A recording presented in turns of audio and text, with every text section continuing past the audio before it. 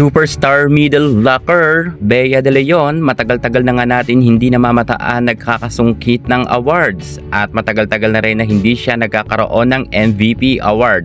Huli natin namataan na nagkaroon nga siya ng final MVP nang nag-champion sila ng UAAP Season 81 kung saan noon panahon na yon ay pinatiklop nga nila ang kupunan ni Cici Rondina. At si Bea De Leon nga ay isa sa mga nag-level up ng panahon niya sa Ateneo kung kaya nasungkit niya ang final MVP award. At ang ating BDL ay simula noon pagkatapos niya ng collegiate ay sa Choco Mucho siya napunta. Bagamat ang Choco Mucho simula nang pumasok si Cici Rondina ay umangat rin ang kanilang standing at nagkaroon nga rin sila ng silver medal bago nga siya nag-over the backhood. Pero kapansin-pansin na si BDL ay ibinangko nga sa Choco Mucho.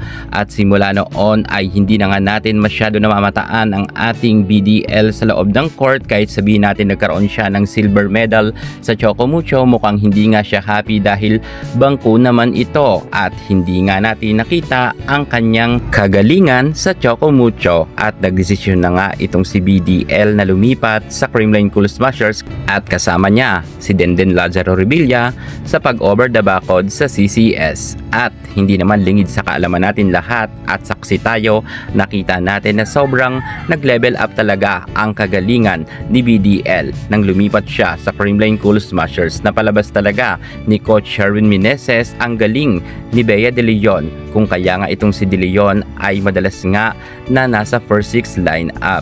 Maganda ang pamamalakad ni Coach Sherwin Meneses pagdating sa Creamline Cool Smashers sapagkat lahat ng mga players dito ay binibigyan niyang pagkakataon na mag-shine. At sa tingin ko, masusungkit rin ni BDL ang kanyang MVP or final MVP dito sa Creamline Cool Smashers. Malaki ang pag-asa ni Bea De Leon lalo't nakikita naman natin na sobrang masigasig nga siya pag nasa loob ng court at palaban nga ito. Kinakailangan na madalas bigyan ito ni Kyle Negrito ng bola dahil grabe rin naman kasi ang porsyento ng ating Bea De Leon.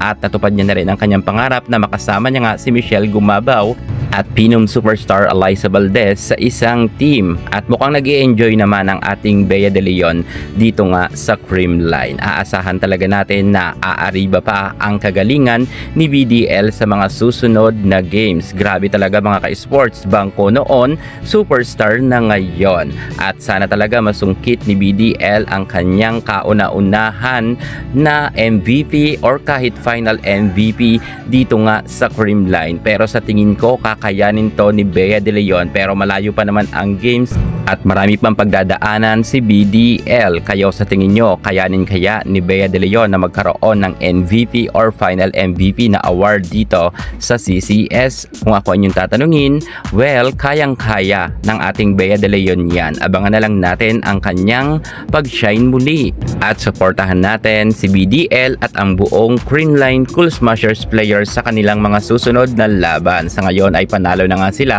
sa Galleries Tower High Risers. Congratulations sa ating Creamline. At syempre, pasok na pasok sa banga ang ating Creamline Cool Smashers sa number 1 standing. Yan muna ang pinaka-latest natin sa mundo ng volleyball. At para hindi ka mahuli sa lahat ng issue pagdating sa larangan sa volleyball, ano pang hinihintay mo? Subscribe na. Thank you so much. God bless.